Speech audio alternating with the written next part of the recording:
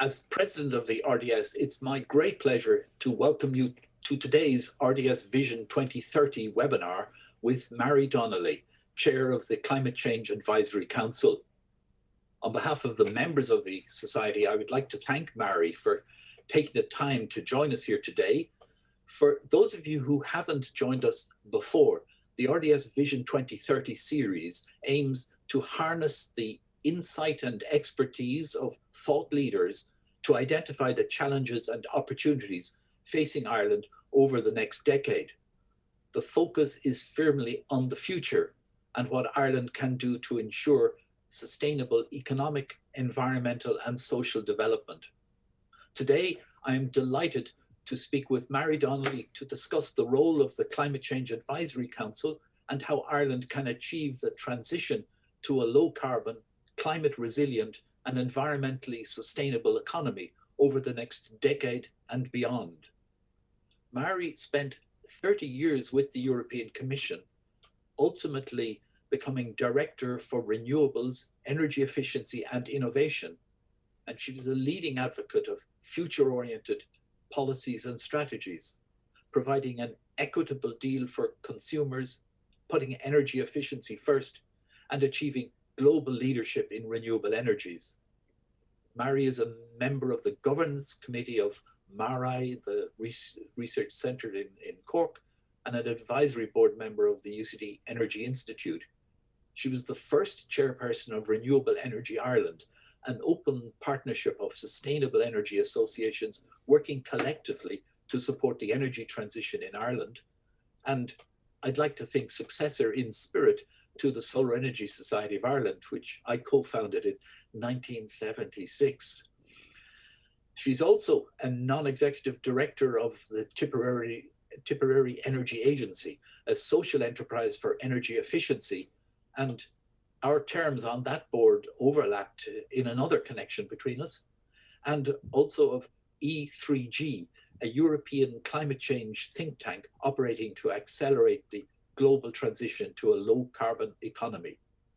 Marie is a senior advisor in Brussels to Hume Brophy, a global communications agency, and before joining the European Commission, Marie was director of the Federation of Irish Chemical Industries, and before that she worked with the Kerry Group.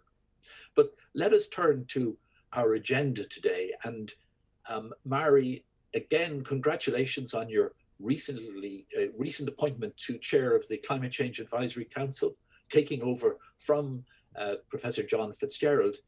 Can you explain to our viewers your role and the work of the Council in helping Ireland meet its emission reduction targets and the transition to a green economy, please?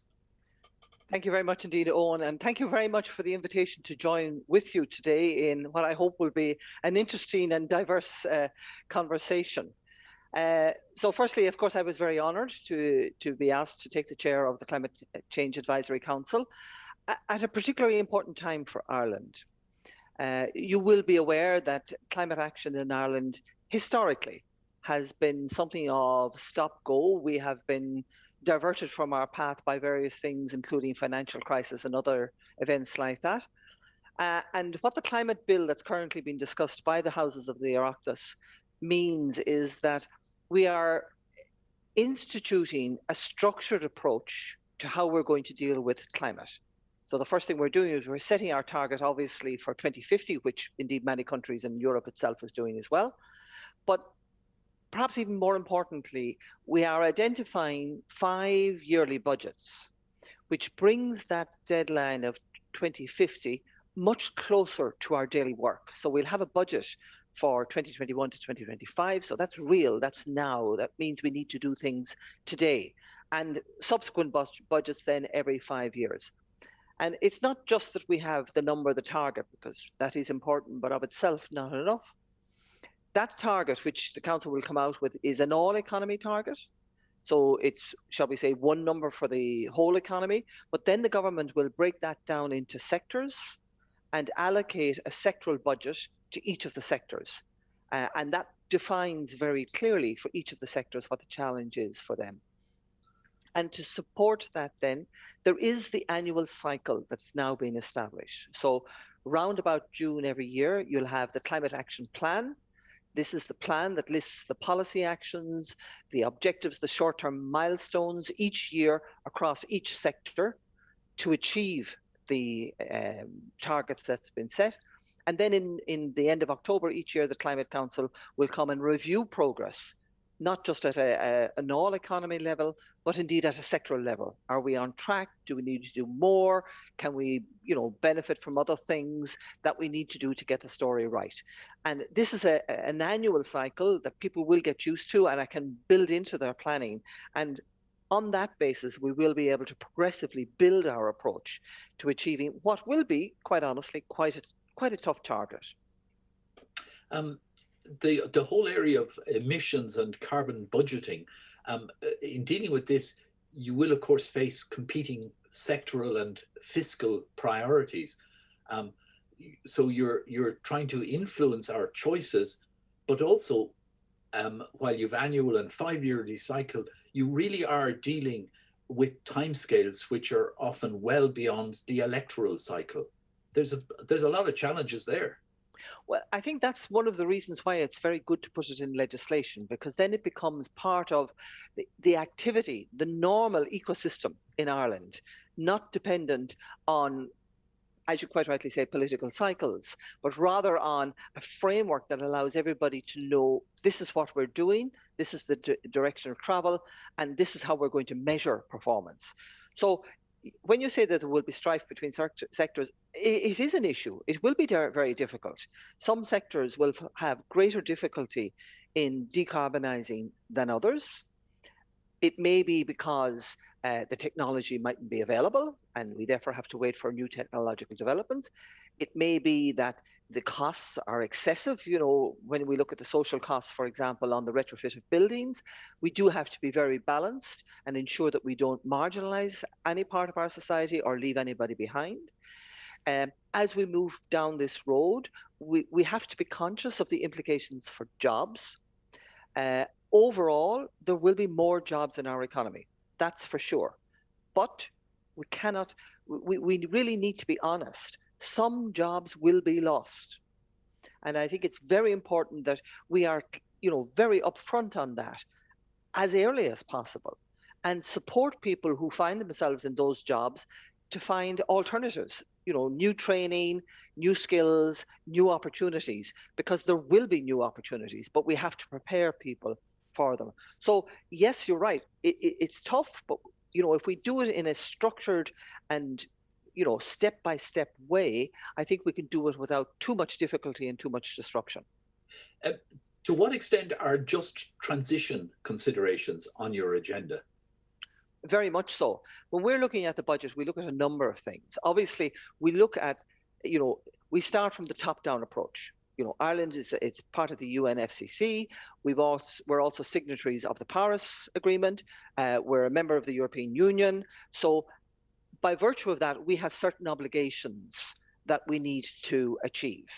So we're doing a calculation. In isolation, what would that mean for Ireland, working down? And then we're also starting from the bottom up. What are sectors at the moment and how can they progress going forward? And when you get to the middle bit, then what we're looking at is what's around it. So what does it mean for vulnerable groups? What does it mean for employment? What does it mean for competitiveness in the economy? What does it mean for biodiversity? So, there are a whole series of issues to be looked at there.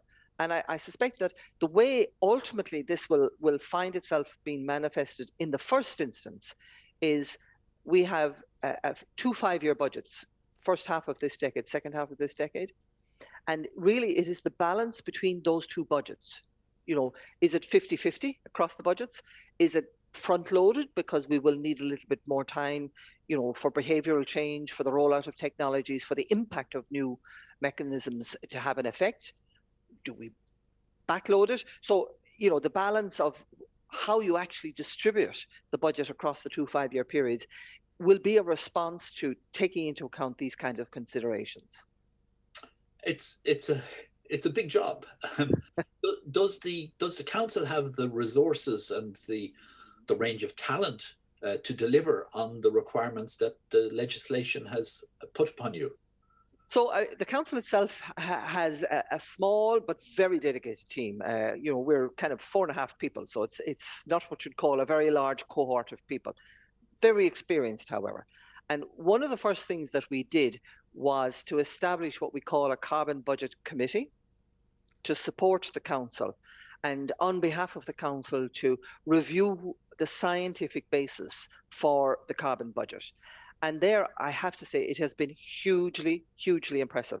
We have the best scientific support coming from our universities, from UCC, the Mara Institute with the Times Ireland model, for example, from UCD, from TCD, from Maynooth, from Limerick, and it has been hugely impressive. These people have given their expertise and their time and have collaborated together to work out the best outcome for this carbon budget that we're developing. And of course, we're relying on them because that's where the scientific knowledge is.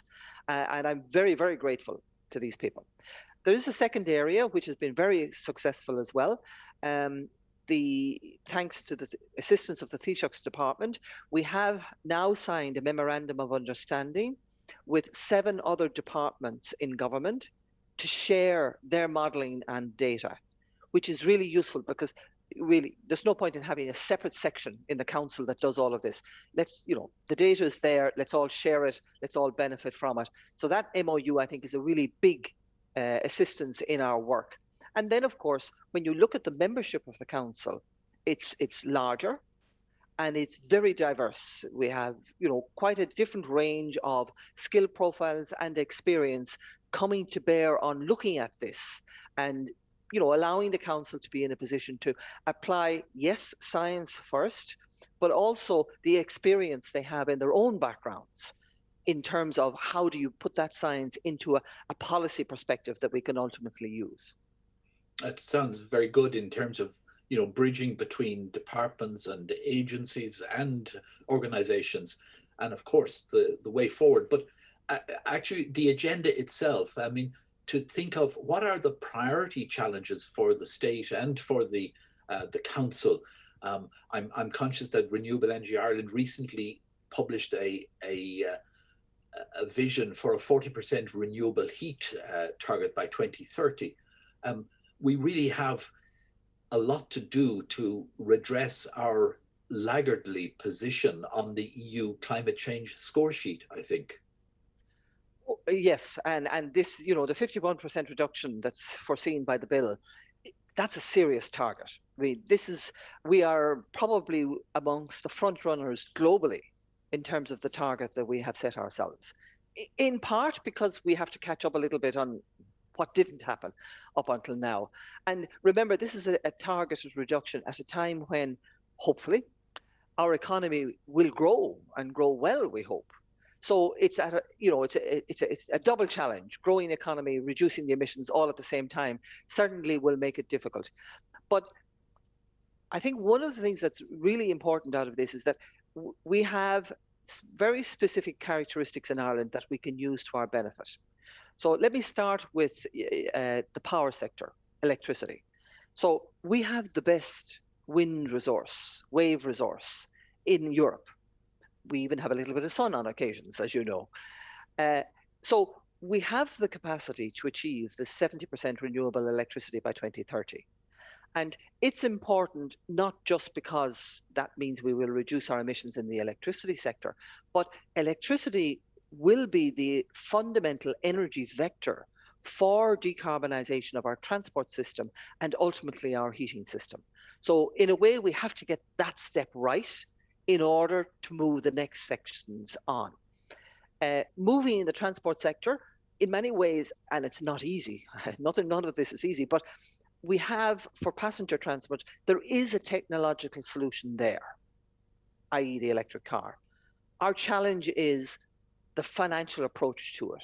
How do we actually manage to get, the pattern of purchase of cars, new cars in Ireland? 50% of cars are new cars and 50% are second-hand. So how do we get the churn in the car market to move so that we can get the penetration of that technology into the market fast enough? And then if you look at heat and the Renewable Energy Ireland heat one. It was 40% renewable by 2030, but that will deliver 49% reduction of CO2 of emissions. So in fact, achieving that would achieve our 51% in the heat sector. And what was very interesting about the heat sector is that, of course, heat ranges from temperatures of, say, 900 degrees for cement down to, let's say, 30 degrees if you're talking about heating your building, your home, or whatever. So there we have technology challenges that need to match the temperatures that we need. And this is why we have to look at it from what are the technologies available, what can we roll out, what can we achieve. And one of the key messages out of that report is that we have a lot, really a lot of surplus energy. You look at our data centers in Dublin, capturing the surplus energy from them would almost heat Dublin. So the trick is, let's do it. Let's get that structure in place so that we can benefit from it. Indeed. You've used the word balance, I think, more than once. And looking at a very ambitious plan, the balance between the vision for the change that's needed and the pragmatism that's needed in delivery is a pretty serious challenge in a country where we are often faced. It's pretty hard to make changes. I mean, the EPA recently highlighted the vulnerability of our critical infrastructures to climate impacts. There's a lot of a change on this agenda. How do you go about bringing about that change? Well, I think that there's two parts. And as you know, the climate action really falls into two parts of mitigation on the one hand and adaptation on the other. And what you referred to about the EPA is center stage in the adaptation agenda. The reality is climate has moved. We're trying to stop it moving beyond 1.5 degrees. But even already, we can start to see the effects of climate change. We have more storms, there's more ferocious storms, we have more flooding, we have drought, which is something that we never really thought we'd have a complaint about in this country. So we can see the effects of climate change already, and adaptation to that is essential and needs to be put in place. But mitigation is probably the first area that people tend to think about when they think about climate change. And the mitigation is all about reducing our emissions. And you're right. I mean, this doesn't happen spontaneously, but I think there are a number of steps that we can take to make it a little bit more manageable. And I think the first one, as is oftentimes the case, is we need to be able to measure. If you know what you're spending every month on X and you don't have that budget going forward, well, then you know where you can make economies. So likewise, knowing what our carbon footprint is, even if it's a surrogate through, say, the energy footprint, allows us then to have a metric that we can use to measure what we're doing. So that's one area I think that's really important. And I think that's kind of, important at a macro level, it's important at a business level, and it's important at an individual level, almost down to the app that you can turn on your phone. I think the second issue is that we need to have the bite-sized pieces relevant to the audience that can use them. So, a big company can afford to have a team of sustainability people who can do the detailed analysis of their company, their carbon footprint, and the mechanisms to change it. SMEs don't have that luxury, and certainly as individuals, we don't have that luxury. So we need to have surrogate support mechanisms in place to help smaller companies and individuals. And if I take just for the individuals, say on retrofitting your house, the one-stop shop is a key issue in terms of supporting the individual on what can I do, what's it going to cost, what's the sequence of events, where can I go to with somebody reliable. So part of that comes from putting the right policy in place. And that's where, the climate action plan is so important, because it sets out the policies and adjusts the policies as necessary. It's also about putting the right incentives in place. And incentives can be grants, for example. It can be reductions of costs. Incentives can also be negative incentives in the form of a carbon tax. So there's all the financial package that goes around it. And for some of the very large infrastructure that we will be required to take, part of it is having a policy environment that will support and attract major players internationally to come and do their good stuff for us in Ireland. So, it all divides into various parts as to how to put it all together. Um, Thinking about bringing about change, I think it's fair to say that our judiciary already shapes our planning to an unusually extensive degree through judicial reviews. And so quite a complex development process in Ireland. On the other hand, we see interventions along the lines of recent Dutch and German court decisions, and indeed in Ireland, our Supreme Court ruling last year, raising questions about the plan. So that's part of the rich landscape that I think the council faces, Marie. Well, as you know, in a democracy, we have the various executive arms, and we have the legislature, of course, and the judiciary then, and then there are separate entities. It is certainly interesting to see the trend, and it is a growing trend internationally, to refer climate action, or more often climate inaction, to judicial review. And, you do start to see the judiciary taking into account social benefit into the longer term, and therefore taking into account the necessity for, when we talk about a just transition, a lot of people think, well, it's people who can't afford now. And that is true. But a just transition is also an intergenerational transition.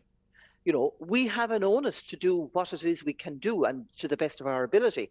Now, we cannot, in fairness, leave it to our children to do all of this. So these are the kinds of issues that need to be balanced, obviously by the legislature, but equally by the judiciary when they will be called in to refer on it. You referred earlier to our huge potential in renewables. I mean, with the best opportunities in Europe in wind, and arguably among the best in ocean energy, the best in the world. How do we maximize our energy potential through to the 2050s and beyond? So I think the first thing that we were very, very fortunate, we have the resource. Now the issue is to decide that we're going to use that resource in a sustainable way for the benefit of society and economy. So I think the first issue is we need to make a decision. This is a future element of our economy in Ireland.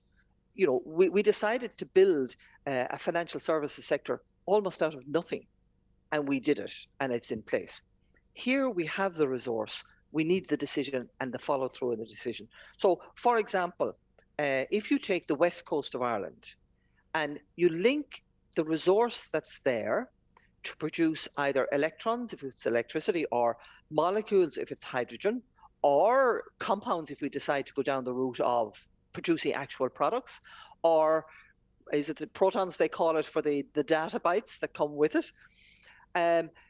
So we have an opportunity there. Now we need to take our national development plan and say, okay, this is an opportunity. How are we going to swing our development and our investment so that we're going to maximize that opportunity? EirGrid, for example, has the consultation out about the 4 scenarios, one of which is, should big energy users be located beside big energy sources?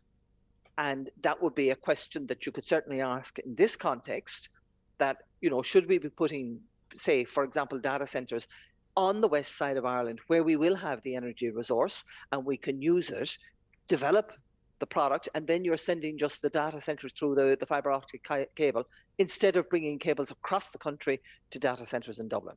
So it's a question of saying, yes, this is our opportunity, and then allowing and building our planning, not planning as in planning permission planning, although that's relevant as well, but our government planning and our industrial planning to focus on that as the opportunity that it can be. Marie, as we come close to the end of our time, of particular importance to us in the RDS, how can we best build on the clear and evident enthusiasm and the special insights of young people in enhancing engagement and in driving change? Well, again, I go back to the original concept. I think the first thing is for young people is to empower them with data.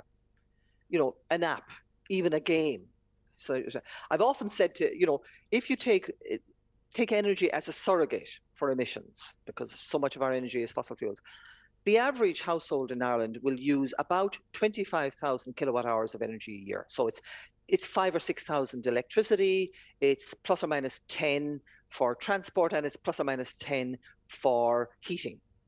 So, it'll differ, it'll vary, of course, on many, but let's take 25,000. So if you say to your 12-year-old, I want to save 1,000 kilowatts from my energy bill in a year, and that will save me about 150 euros. And if you turn off lights but tell us what to do, you can have the 150 euro at the end of the year. I think you would mobilize a lot of 12-year-olds in the country. Marie, that's a great note to finish on. To thank you very much for really an inspiring insight into what I think in many of our views is the defining issue of our time. The RDS has been sharing ideas and shaping Ireland's economic and cultural development for 290 years now. And today's webinar is just one way in which we continue to do this. The best way to stay informed about upcoming events in the RDS Vision 2030 series is to become a member of the RDS, and you'll find information on the website there. In the meantime, please subscribe to our YouTube and social media channels to keep up to date on the work of the Society. Finally, thank you very much to you, Marie Donnelly, and to all of you for joining us today. Thank you. Thank you. Thank you, Owen.